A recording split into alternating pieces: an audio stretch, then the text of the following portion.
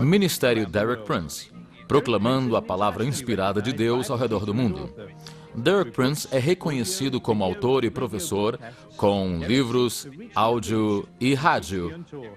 Derek tenta alcançar os inalcançados e ensinar aqueles que não foram ensinados. Por 50 anos de ministério, ensinando em centenas de países em mais de 50 línguas. E agora, Derek Prince. Você vê, há duas maneiras de ser imergido. Há a maneira da piscina, onde você entra na água, debaixo da água, depois sobe da água, é o batismo na água. Mas depois há a maneira da cascata de Niágara.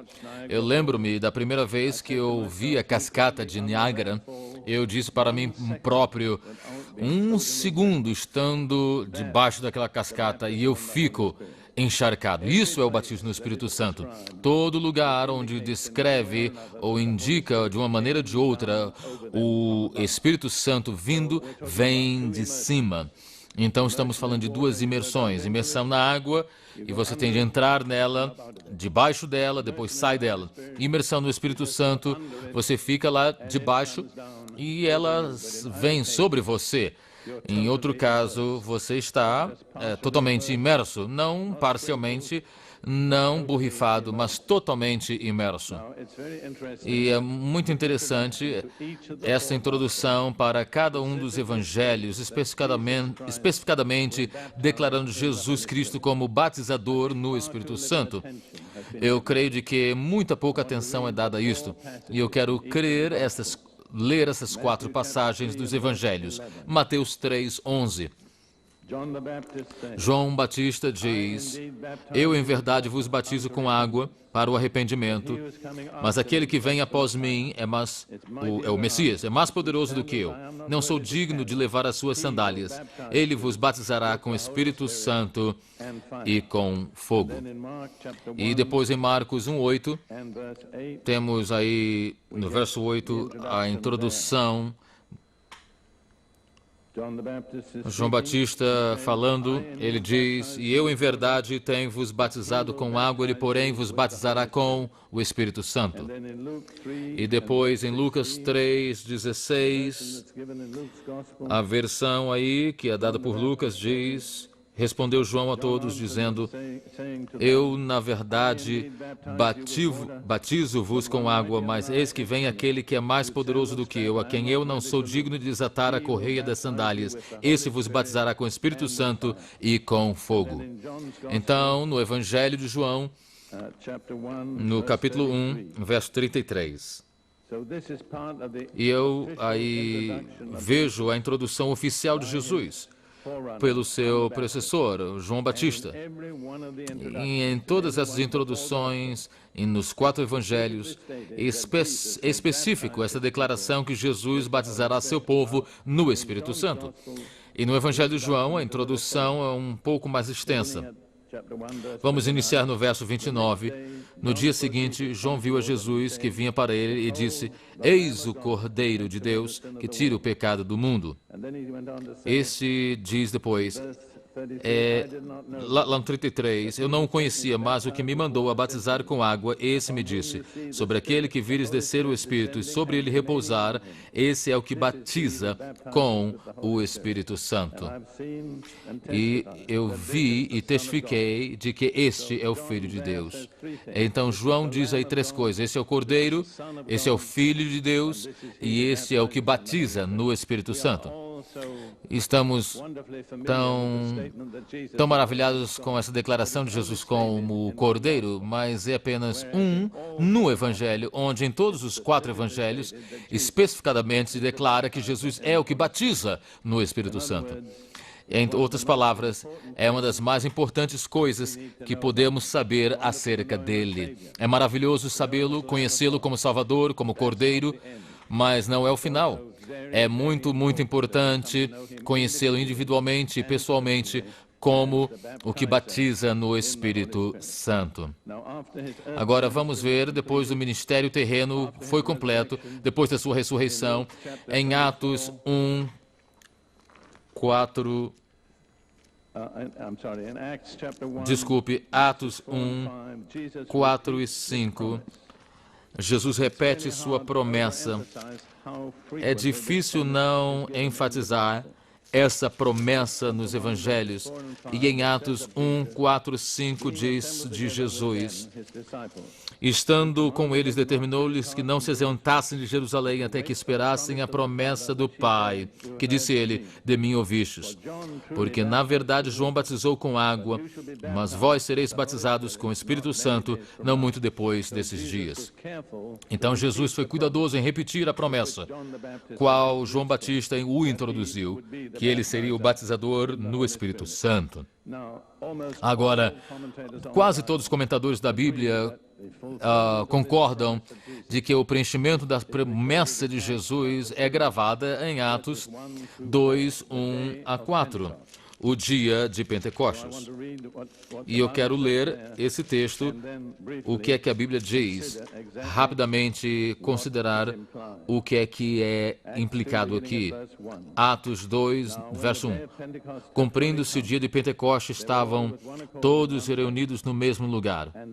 E de repente veio do céu um som como de um vento veemente e impetuoso, e encheu toda a casa em que estavam assentados. E foram vistas por eles línguas repartidas, como de fogo, as quais pousaram sobre cada um deles. E todos foram cheios do Espírito Santo e começaram a falar em outras línguas, conforme o Espírito Santo lhes concedia que falassem, como o Espírito concedia. Então há 3 sucessões, mudanças desta experiência. Primeiro, era um batismo. O Espírito Santo veio de cima e os imergiu. Encheu o lugar onde estavam sentados. Depois imergiu de cima. Segundo, cada um deles foi individualmente cheio com o Espírito Santo. Não foi algo coletivo, mas uma experiência individual que cada um teve. E terceiro, houve uma abundância, um derramamento sobrenatural do enchimento. E isso está em linha com o princípio que eu li em Mateus 12, 34, no final de Mateus 12, a última parte do verso. Jesus diz aí: porque da abundância do coração fala a boca. Eu represento isto dizendo, quando o teu coração está cheio, ele passa para fora o que está no coração pela boca. E há muitas passagens no Novo Testamento que falam sobre pessoas que foram cheias do Espírito Santo. Eu olhei cada passagem e, em todo caso, a próxima coisa que acontece é de que a pessoa fala. Profecia, falar em línguas, o que seja. Mas o princípio é universal. Onde há abundância do coração, a boca fala. Quando o coração está cheio para transbordar, então transborda pelo lugar que é a boca, no falar. E é isso que aconteceu no dia de Pentecoste. Quando estavam cheios, então começaram todos a falar em outras línguas, conforme o Espírito entregava, ou conforme o Espírito dava. É muito importante entender que isso é um caso onde Deus e o homem têm de cooperar. Deus enche, mas eles começaram a falar. O Espírito Santo não falou, eles falaram. O Espírito Santo lhes deu a língua. Eu encontrei pessoas nesses anos de meu pentecostalismo, pessoas que disseram: irmão Prince, eu quero que Deus faça tudo. Encontrei um homem que disse: tenho esperado 25 anos. E eu disse: você vai continuar a esperar o resto da vida, porque isso não é bíblico. Deus vai fazer a sua parte, você tem que fazer a tua parte. Você faz o falar, Deus vai dar a língua, mas Deus não vai falar no teu lugar. Todos começaram a falar no Espírito Santo de acordo com o que ele dava para falar. E deixe-me dizer isso. É verdade que eles esperavam pelo Espírito Santo no dia do Pentecostes, mas depois não há nada dizendo de que eles continuaram esperando o Espírito Santo. E eu quero dizer algo sobre o que Paulo descreve aí. Em 2 de Coríntios, capítulo 1, verso 22, ele estabelece alguma coisa aí. 2 Coríntios 2, vamos ler o verso 21. Aquele que nos põe em Cristo e nos ungiu é Deus. Aquele que nos selou e nos deu o Espírito em nossos corações como um depósito. Paulo fala aí duas coisas. O Espírito Santo é um selo e é um depósito. Em Efésios 1:14, ele usa uma linguagem parecida.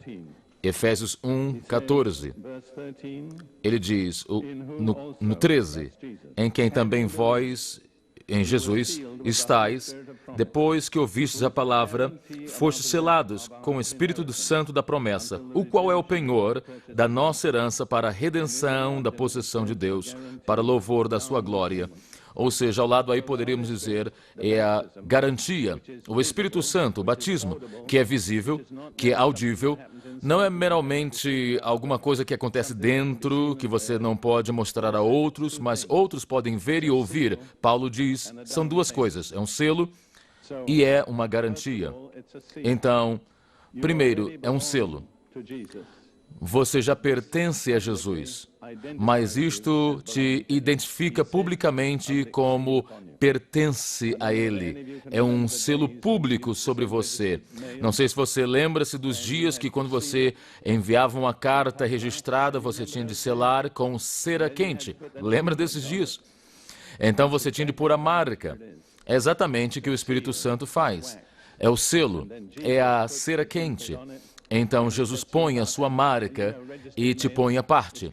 E você é uma agora carta registrada, que é tratada de maneira diferente. É mais cuidadosamente cuidada. E se você está batizado no Espírito Santo, você tem atenção especial lá do Correio do Céu. A segunda palavra aí é garantia ou depósito. E acontece aí numa linguagem muito interessante, porque em hebraico, a palavra hebraica é arbon. Arabon. Em árabe é arbon. Em Swahili é arabuni. Em outras palavras, a mesma palavra vai ao redor aí. E eu falei um pouco de árabe quando vivi em Jerusalém, anos atrás, com a minha primeira esposa, e eu lembro-me deste cenário. Em 1947, tínhamos acabado de nos mudar na nova casa em Jerusalém e precisávamos comprar pano para as cortinas e fomos na cidade velha e encontramos um homem que vendia cortinas e eu falei que precisávamos, não sei exatamente, mais ou menos 20 yardas de pano e o preço era tipo $5 e o preço total era tipo $100. E eu disse ao homem, escute, não tenho todo o dinheiro agora, mas vou te dar 1/5 do dinheiro, ou seja, $20 como depósito. Sabe o que é que ele chamou isso? Arbon. E nós dissemos, agora, quando nós te dermos esse depósito, você tem que lembrar duas coisas. Pertence a nós, e segundo, você tem de pôr ao lado, porque não pode vender a outra pessoa, porque é para nós. Segundo, nosso depósito é uma garantia de que nós vamos voltar para pagar o resto do dinheiro e pegar a fazenda. E é isso que o batismo no Espírito Santo é. Jesus põe o depósito em nós e nos põe de lado, porque ninguém pode nos usar. E segundo, é a sua garantia. Eu estou voltando para vós. E quando voltar, eu vou fazer o resto do pagamento e sereis para sempre meu. É algo brilhante, uma fotografia viva do que o batismo no Espírito Santo é. Agora, o que é um selo? É uma pergunta que as pessoas podem disputar. Mas eu quero dizer o seguinte, de que, pelo que eu creio, o Novo Testamento indica um selo. E eu estou falando do falar em outras línguas de acordo com o Espírito Santo nos deixa falar. E eu estou em alerta, e provavelmente vocês sabem, em outros movimentos, tipo os Rastafarians e outras culturas que parece que eles falam em línguas, e talvez alguém fique com medo. Como é que eu sei de que eu vou falar a coisa certa? Mas Jesus disse, se você é filho de Deus e pedir ao Pai pão ou um ovo, Ele não te dará uma cobra, certo? Em outras palavras, se você pedir a coisa certa, você tem uma garantia escrita de Deus que você vai receber a coisa certa. Não fique com medo. Se você não é filho de Deus, então essa promessa não é para você. Mas se você é filho de Deus, Jesus disse, pedires ao Pai pelo Espírito Santo, Ele te dará. É, então, um selo que é visível. Algo que é audível, algo público. O selo não pode ser algo secreto. Então, não tem nenhum propósito. O selo, em Atos 2, eles começaram a falar em outras línguas conforme o Espírito lhes concedia. Eu quero falar 4 coisas sobre isto. Primeiro, era o selo que os apóstolos tiveram em sua experiência. Jesus falou, espere em Jerusalém até que recebais a promessa do Pai. Então eles esperaram 10 dias. E o Espírito Santo veio e eles falaram em línguas que nunca, e depois não esperaram mais. Era o selo que eles receberam na sua experiência. Segundo, era um selo que eles aceitaram para os outros. Ou seja, é algo notável aí por alguns momentos. Terceiro, nunca pediram por outro selo. Deixe repetir isso, é muito importante. Eu encontrei pessoas nesses anos que disseram, irmão Prince, como é que eu sei de que eu fui batizado no Espírito Santo? Eu tive esta e aquela experiência, eu tenho orado e buscado o Senhor, mas como é que eu sei? Minha resposta é, você sabe porque você recebe o selo.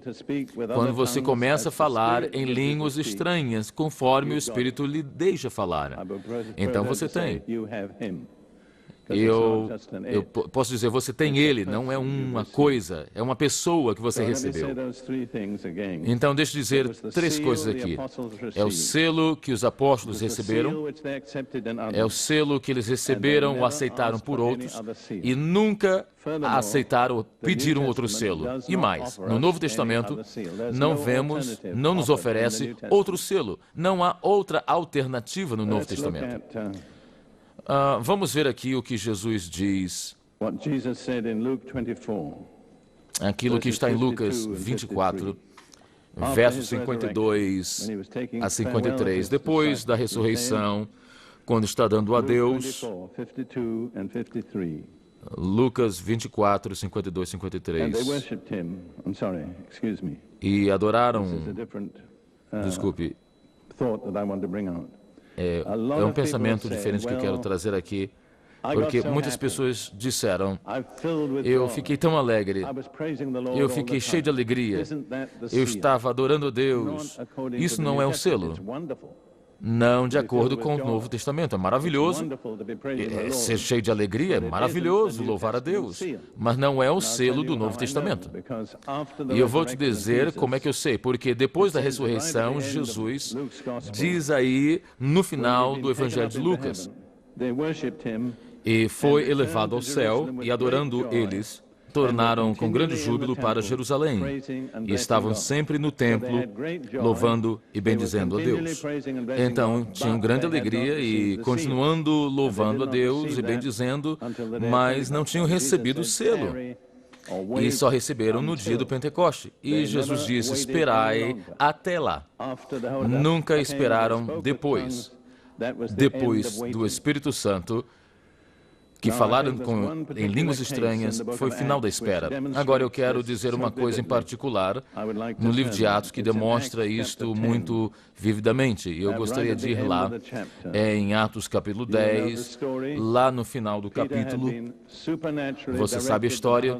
Pedro sendo dirigido sobrenaturalmente à casa de Cornélio. Ele não queria ir lá porque não era certo como judeu ir numa casa de um gentio e muito menos comer com eles, mas nesta pressão de Deus, ele levou outros 6 judeus crentes com ele para ter testemunhas. E enquanto Pedro estava falando com eles, falando de Jesus, em Atos 10, 44 diz que, ainda falando essas palavras, caiu o Espírito Santo sobre todos os que ouviam a palavra.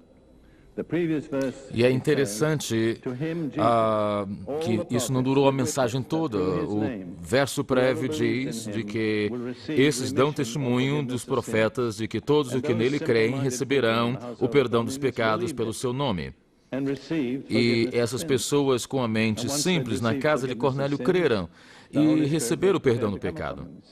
E uma vez que receberam o perdão do pecado, o Espírito Santo estava preparado para vir ali, viu? E significa de que enquanto Pedro estava falando essas palavras, o Espírito Santo caiu sobre aqueles que estavam ouvindo a palavra. E os da circuncisão que creram, os judeus, estavam pasmos e vieram a Pedro, porque o dom do Espírito Santo tinha sido derramado sobre os gentios. Lembre, vieram ali sem crer de que o Evangelho era para outros. Eles não criam de que o Evangelho era para os gentios. Mas quando viram em falar línguas estranhas, eles disseram, é isso, não podemos discutir. Porque creram, porque ouviram falar em línguas estranhas e magnificar a Deus. Não viram outra evidência e não pediram outra evidência. Agora, muitas pessoas hoje querem... deveriam esperar 6 semanas para ver se há fruto, mas não. Não estamos falando de fruto, estamos falando de um dom. 2 coisas diferentes, 2 coisas importantes, mas um dom é recebido numa transação simples. O fruto vem num processo de crescimento. Alguns de vocês celebraram Natal e, sem dúvida, alguns de vocês tiveram uma árvore de Natal na sua casa, certo? E lá no dia do Natal, ou debaixo da árvore de Natal, você pôs os presentes. E as pessoas para quem eram aquelas prendas, pegaram as prendas e receberam, não é assim? O presente é recebido numa transação simples. O fruto, na outra lado, cresce numa árvore, não cresce na árvore de Natal. E leva tempo, é um processo. Agora entenda, por favor, fruto é importantíssimo, mas não confunda o fruto com o dom. O que estamos falando é o dom do Espírito Santo. É algo que é recebido numa transação simples. Assim, Pedro respondeu às pessoas sobre a casa de Cornélio. Pode alguém proibir água para que esses não sejam batizados que acabaram de receber o batismo do Espírito Santo como nós? Em outras palavras, ele não fez diferença entre essas pessoas e as pessoas do dia de Pentecostes. E depois escreve aos judeus que estavam criticando e reclamando de que não deveriam ter falado com os gentios. E em Pedro, lá em Atos 11, 15, diz lá de que, e quando comecei a falar, caiu sobre eles o Espírito Santo, como também sobre nós ao princípio. Não há menção aí, na casa de Cornélio, de um vento, nem de línguas, mas uma coisa tem aí, é de que eles falaram em línguas. Então eu digo, e eu creio, sem pergunta nenhuma, este é o selo de que os apóstolos receberam. Esse foi o selo que eles aceitaram por outros e nunca pediram outro selo, e eu não posso encontrar outro selo oferecido no Novo Testamento. E eu sei, provavelmente melhor do que muitos de vocês, de que falar em línguas é algumas vezes considerado diferente, não ortodoxo. Talvez as pessoas até dizem que é demoníaco. Eu lembro-me, às vezes, que um ministro evangélico não andava ao meu lado, porque eu falava em línguas estranhas.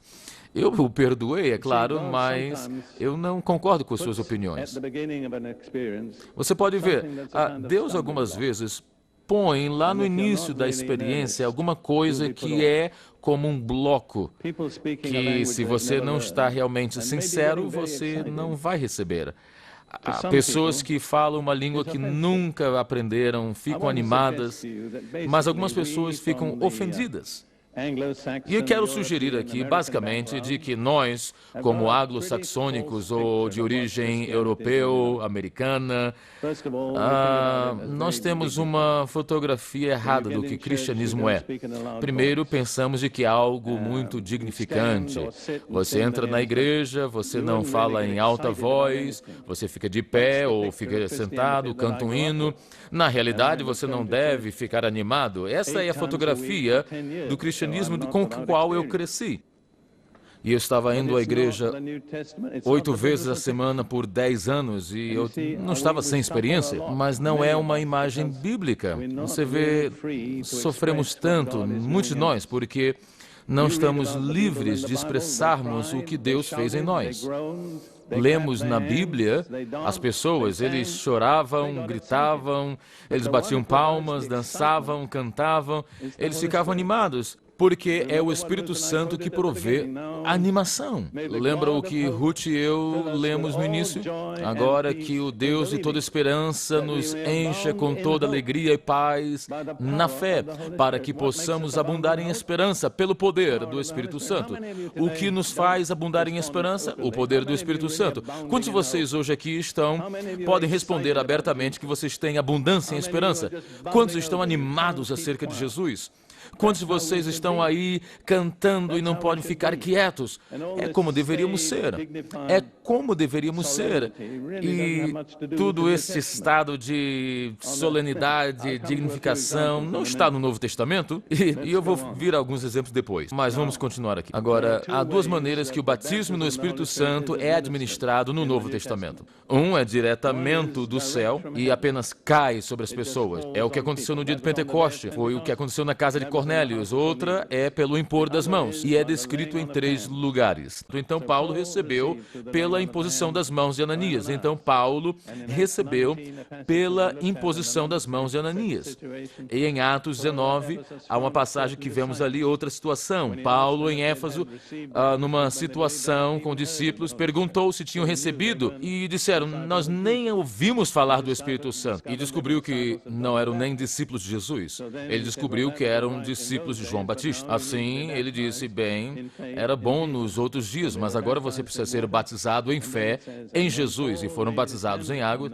E depois ele disse, e quando Paulo pôs as mãos sobre ele, receberam o Espírito Santo e começaram a falar em línguas e profetizar. Deixe-me sugerir isso. Não pare de falar em línguas. É maravilhoso também profetizar. Deus não está com ciúmes. Ele pode te deixar experimentar isto.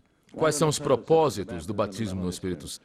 O propósito primário, real, é receber poder sobrenatural de Deus.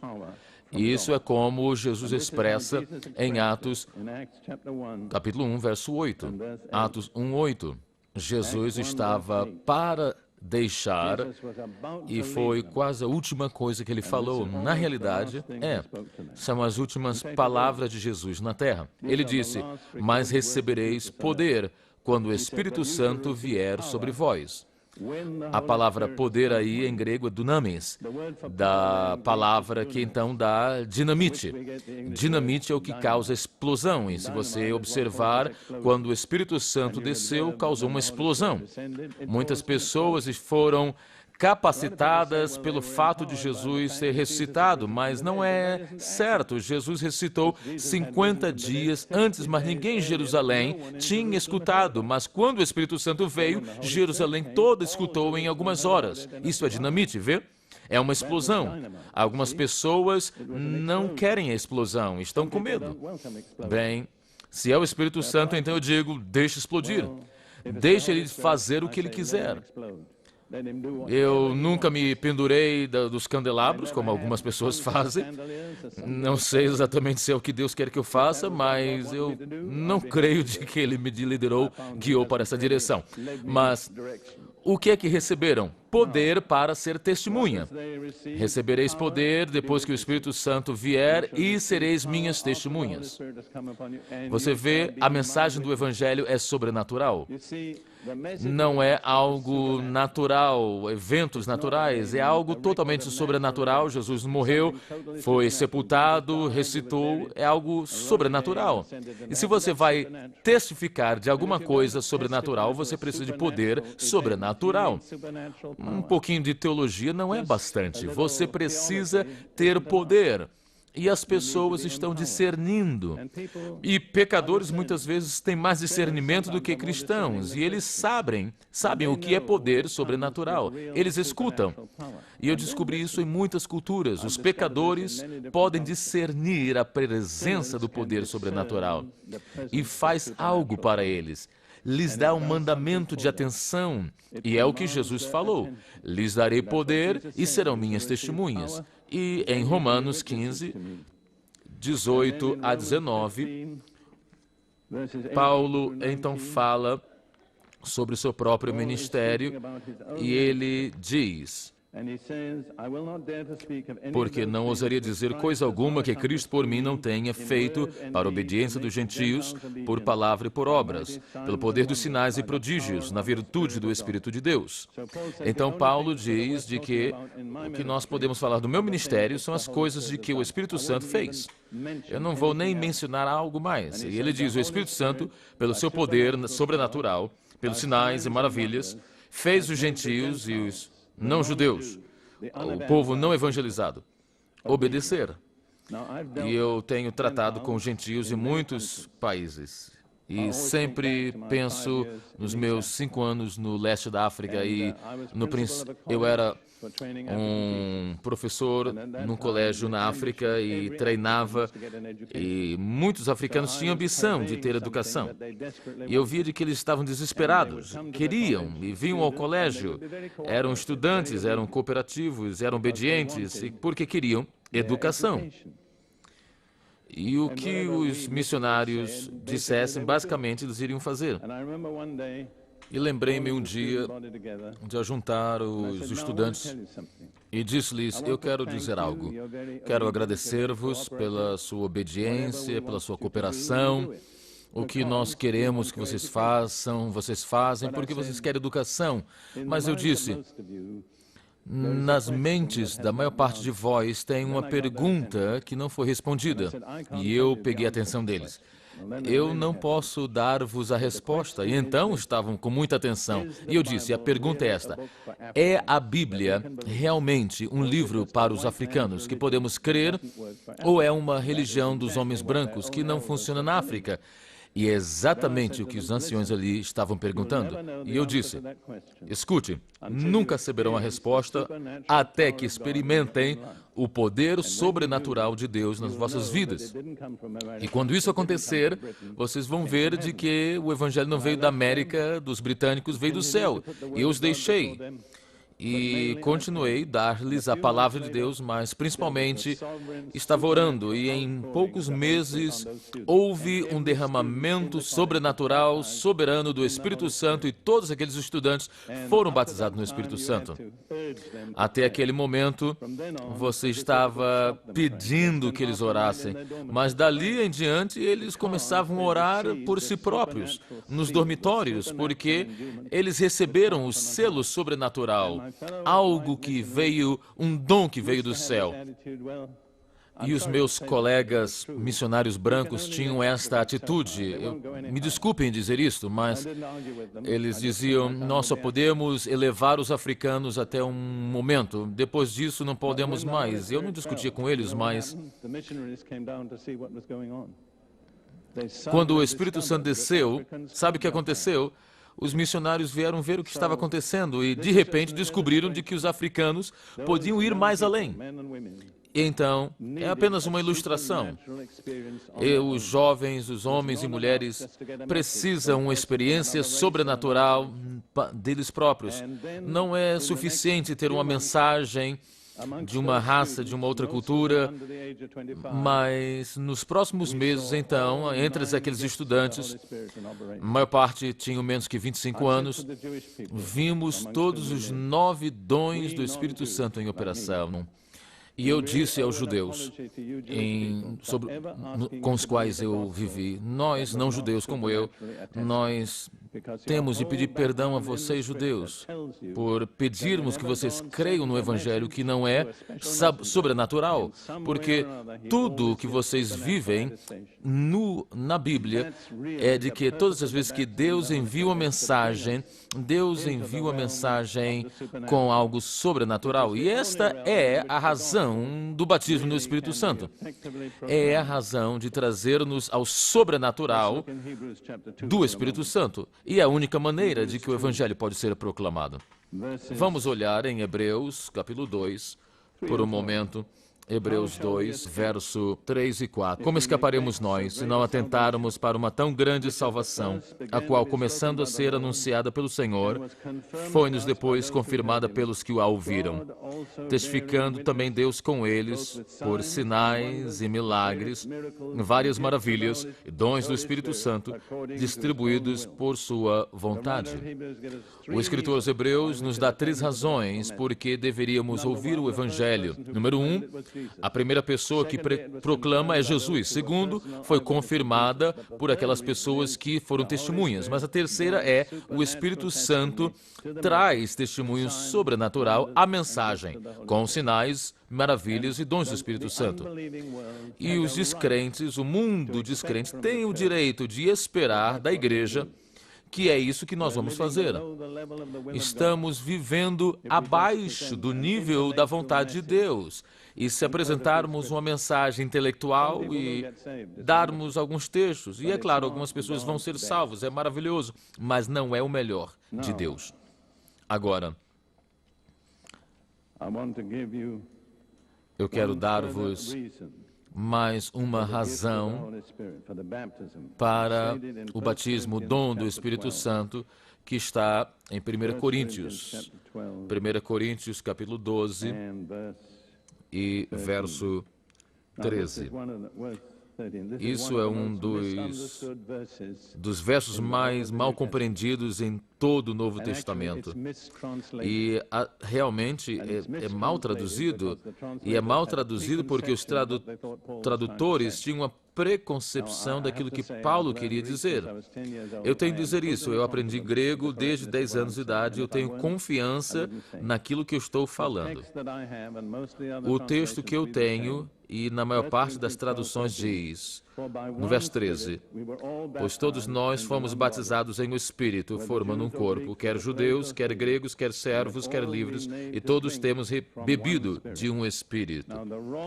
Agora, a palavra errada aí é pelo, porque a palavra diz no Espírito.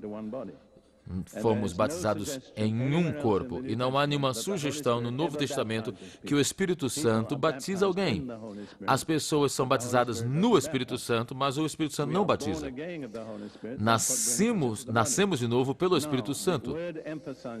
Agora, a palavra enfatizada aí é um.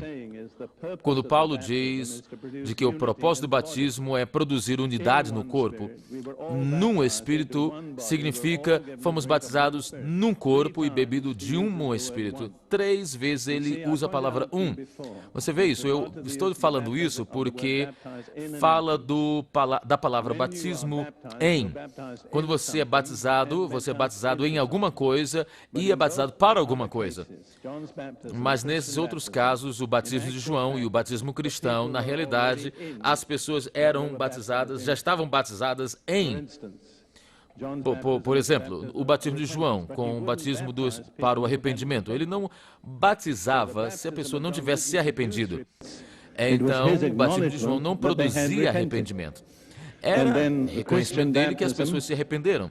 E o batismo cristão é um batismo em água, é um batismo que as pessoas são batizadas em Cristo. Mas quando somos batizados, já estamos em Cristo, porque senão não temos direito de ser batizados. Então, ser batizados na água não nos põe em Cristo, nos sela nesse testemunho que estamos em Cristo. É o mesmo com isso, num Espírito. Todos fomos batizados num corpo. Não que não estávamos no corpo, mas isso é o selo que estamos no corpo. E, em todo caso, batizado no, batizado para. No é o agente, O batismo de João na água, o batismo cristão é com água, o batismo do Espírito Santo é com o Espírito Santo. Mas fomos batizados para, significa de que estamos e nos marca onde estamos, em arrependimento, em Cristo, num corpo. Mas o que temos de ter em mente é de que é uma das tragédias da história da igreja, de que o batismo do Espírito Santo é desenhando para produzir unidade no corpo, mas infelizmente temos sido tão carnais e que em vez de aceitar unidade, produzimos divisão. E precisamos nisto nos arrepender. Temos de ter na mente de que o batismo do Espírito Santo é designado para nos fazer saber de que somos parte de um corpo e de que todo outro verdadeiro cristão, não importa a raça, a denominação, é membro do mesmo corpo. Há um só Espírito Santo e há só um corpo. E é o propósito de Deus e, infelizmente, como em muitas outras coisas, abusamos do propósito de Deus. Por exemplo, a celebração da ceia foi desenhada para um propósito, para enfatizar a unidade do corpo. E o que é que nós temos feito na nossa carnalidade? Dividir. Mas não é o erro de Deus, é o nosso erro. E temos de ter esta responsabilidade. Os não pentecostais, por serem tão críticos, os pentecostais, por serem tão arrogantes. Veja, muitos de nós pentecostais temos esta atitude. Eu sei tudo. Eu já nasci de novo, fui batizado em águas, falo em línguas, então nós já temos tudo. Não. Nós apenas iniciamos. Não é um alvo, é uma porta. Mas se você trata a passagem como um alvo, então você não vai mais além. Alguns de vocês pentecostais precisam de tomar atenção nisso. Se você é pentecostal e você está aqui, eu amo os pentecostais. Eu fui salvo por eles. Muitos anos atrás, eu pensava de que eu tinha tudo. E então eu entendi de que os pentecostais também têm fraquezas. Mas tenha isso em mente. O batismo no Espírito Santo traz união no cristianismo. Tem outra coisa que precisamos de falar, e é a manifestação física. Minha opinião é que muitos cristãos estão vivendo uma vida, o que eu chamo dos engarrafados. Não estão livres para expressar o que Deus pôs neles. Porque temos esta dignidade, falamos com voz mansa, não nos animamos, sentamos bem quietinhos no nosso banco, levantamos, sentamos, ajoelhamos, saímos da igreja. E eu fiz isso por muitos anos, não estou dizendo por acaso. E isso tem muito pouco a ver com o cristianismo do Novo Testamento. Não tem nada a ver com a experiência do povo da Bíblia. Eles estavam animados. Você lê os Salmos de Davi, ele bradava, ele chorava, ele molhava a sua cama com choro. Ele era um homem de emoções fortes, até Jesus. Jesus chorou, ele agonizou, ele expressou os seus sentimentos. Você vê, ninguém tem mais essa experiência do que eu. Eu cresci nessa tradição de escola com gravata. Se você conhece Inglaterra, eu fui educado em Eton, em Cambridge. Eu era um pilar do império. Mas, uma noite, Deus me batizou no Espírito Santo. Eu não sabia o que era. Eu não ia à igreja. E aconteceu lá na barraca do exército. Eu tinha tão ignorante que eu nem sabia que eu tinha que ir para a igreja. Eu fui salvo e fui batizado no Espírito Santo, lá no meio da noite. Mas então, quando eu comecei ir à igreja, eu descobri que as pessoas não davam lugar a Deus. Eu não sou uma pessoa sobre-emocional, vocês já viram isso em mim, mas o problema é de que nós apertamos as emoções, nós não damos expressão livre ao que Deus fez em nós. Eu vou falar no domingo à noite sobre louvor, se você estiver aqui. Eu vou continuar falando sobre isso, mas louvor não são apenas palavras, louvor é uma atitude no corpo. É você dobrar, é você cair, é você bater palmas. É a imagem bíblica do louvor. E nós estamos aquém daquilo que a Bíblia pede, e a razão, nós anglo-saxônicos, e sei lá, a cultura que você tiver, é de que nós não damos expressão ao Espírito Santo.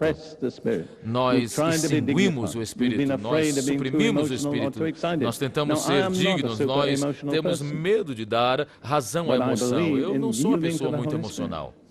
Mas eu creio em dar lugar ao Espírito Santo. Eu creio em expressar o que o Espírito Santo fez por mim. E deixa eu dar aqui uma lista de pessoas. Eu tenho que continuar. Tem tantas pessoas que encontraram Deus. Abraão. O Senhor apareceu a ele.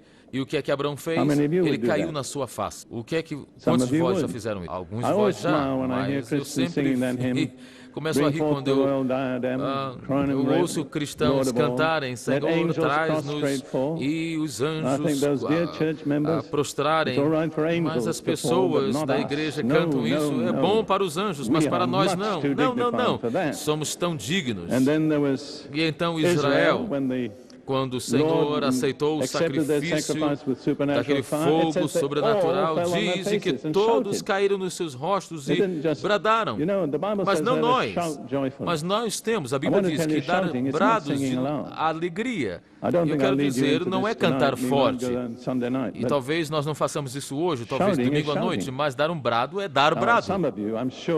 Alguns de vocês vão ao jogo de futebol. Não precisa levantar a mão, talvez você fique envergonhado, mas você vai. E quando o teu time faz o gol, o que é que você faz? Você fica de pé e você brada. Porque você está animado. Você fica animado com futebol, mas por que não fica animado com Jesus e o Espírito Santo? E então Josué encontrou-se com o comandante do exército do Senhor do lado de fora de Jericó, e ele estava no seu rosto. Na realidade, eu vou dizer, a maior parte dos grandes homens de Deus estiveram com o rosto em terra. E Deus disse a ele, o Senhor disse, tire os sapatos dos seus pés, porque você está em lugar santo. Você já esteve no lugar onde tirou os sapatos? Nós estamos. Deus se moveu no lugar, numa conferência em Jerusalém, 2 anos atrás, e sem ninguém falar nada, as pessoas começaram a tirar o sapato, porque eles sabiam de que era um lugar santo. Os sacerdotes, quando o fogo de Deus, a presença, a glória de Deus estava no templo, eles caíram nos seus rostos. Eles não estavam de pé. Eu gostaria de ler Jeremias, porque depois de tudo ele é um profeta de respeito e escreveu muito na Bíblia, muito mais do que qualquer outro profeta. Jeremias 23, 9 diz: Meu coração está quebrantado dentro de mim por causa dos falsos profetas. Todos os meus ossos estremecem. Sou como um homem embriagado e como um homem vencido pelo vinho por causa do Senhor e por causa das palavras da sua santidade. Isso era a reação de Jeremias para com a santidade do Senhor. Ele disse, os meus ossos tremem. Você não pode ter os ossos tremendo sem o teu corpo tremer. Ele disse, eu sou como um embriagado por causa da santidade do Senhor. Você já sentiu a santidade do Senhor dessa maneira que impactou o teu corpo físico? Nós estamos vivendo em rações bem baixas. Os apóstolos, no dia de Pentecoste, o Espírito Santo veio, eles não ficaram dignificados. O oposto. Eles se comportaram de maneira diferente, não muito dignas. Começaram a falar em línguas que ninguém compreendia. E os incrédulos disseram, estão bêbados. E já disseram acerca de você isto quando você saiu da igreja. João o apóstolo encontrou Jesus numa visão e ele caiu aos seus pés como morto. Havia poder que estava ali nele. E eu não vou falar sobre outros porque quero ir à parte vital disto e o meu tempo já acabou. Mas 7 requisitos para receber e eu vou dar rapidamente. Número 1, arrependa-se. Atos 2:38 diz, arrependa-se e seja batizado. Número 2, seja batizado e será batizado no Espírito Santo. Número 3, tenha sede. Jesus disse, alguém tem sede, venha a mim e beba. Número 4, você tem de vir a Jesus, só há um batizador no Espírito Santo. Se você quer o batismo, tem de ir ao batizador. Número 5, você tem de pedir. Jesus diz, se alguém, sendo mau, você dá boas dádivas aos filhos que pedem, muito mais ao Pai que pedir o Espírito Santo. Muitos dos crentes dizem, se Deus me der, ó bem, mas Jesus diz, você precisa, mas você não recebeu porque não pediu. E depois você tem de receber. Receber é comparar com beber. Finalmente, e é muito difícil para algumas pessoas, você tem que dar lugar, dar controle, a língua. O controle da língua tem de estar no Espírito Santo. É a evidência de Deus de que Ele tomou conta. Você sabe, a Bíblia diz de que a língua é chamada minha glória. Isso não sai em todas as traduções, mas em Salmos 16 o salmista diz, eu vou glorificar a Ele com a minha glória. E Pedro diz em Atos 2:26, eu vou louvar a Deus com a minha língua. A tua língua é a tua glória, sabia disso? Sabe por quê? Porque você sabe por que você foi dado uma língua para dar glória a Deus. E todo uso da língua que não glorifica a Deus não está sendo bem usada, mas quando o Espírito Santo vem e toma controle da tua língua, tudo que você diz glorifica a Deus. É a primeira coisa, é o primeiro momento de que você usa a tua língua no propósito pelo qual Deus te deu. Certo, vamos agora ao final da minha explicação, mas há algumas coisas, alguns de vocês que têm sede, eu espero que sim. Se não há, seria pena. Mas eu quero dizer isso rapidamente e simplesmente, como você pode receber essa experiência hoje à noite. Eu quero ler as palavras de Jesus em João 7. Ele disse, se alguém tem sede de mim, venha a mim e beba. Aquele que tem crença em mim, do seu coração, dos seus ventres, diz aí, vai fluir um rio de água viva. Isso fala do Espírito Santo, que haviam de receber os que nele crescem, porque o Espírito Santo ainda não fora dado, porque ainda Jesus não teria sido ainda glorificado. Mas quando ele esteve ao lado do Pai, ele enviou o Espírito Santo. São as condições simples. Há algumas outras condições, mas que talvez você não tenha, talvez você não foi batizado em águas, talvez você não pediu, o que aconteceu comigo. Eu não era batizado, eu não tinha pedido, mas eu fui batizado. Eu senti algo no meu ventre e eu perguntei a Deus, Senhor, o que é isso? Será de que a minha mente falando? E eu perguntei, Senhor, será de que isso é o batismo no Espírito Santo? E eu falei com Deus, Senhor, se Tu queres que eu fale línguas estranhas, eu estou pronto. E isso começou a mover para o meu peito, depois para a minha garganta, e minha língua começou a mover, eu não tive controle, e quando eu vi, eu estava falando uma língua que nem chinês. Eu não tinha pedido e eu não era batizado em águas. Mas algumas condições básicas, se você tem sede, Jesus disse, então venha a mim e beba. E do teu ventre vai fluir um rio. Uma transformação maravilhosa. Você vem como uma pessoa sedenta e agora você é um canal de água. O que é isso? É o batismo no Espírito Santo. O que é que você tem de fazer? É simples. Você tem de vir a Jesus. Há apenas um batizador, aquele que batiza no Espírito Santo. Você tem de beber. Não é o lugar onde os religiosos têm um problema. É muito simples. Ninguém nunca bebe com a boca fechada. E ninguém recebe o batismo no Espírito Santo com a sua boca fechada. Você bebe abrindo a sua boca e recebendo água. Você não pode receber água e é o poder sobrenatural de Deus. E eu não creio que eu vi alguém fazendo isso e não receber. Não posso ver isso. Eu já vi 3.000 pessoas num momento só receber, mas tem de beber. E depois de beber, começaram a transbordar. Aquilo que o coração está cheio, transborda para fora. E é assim que você tem de ter fé, porque o Espírito Santo não vai fazer o falar, não vai falar. Você tem de falar, enquanto o Espírito Santo te dar. É um passo de fé. E sem fé é impossível.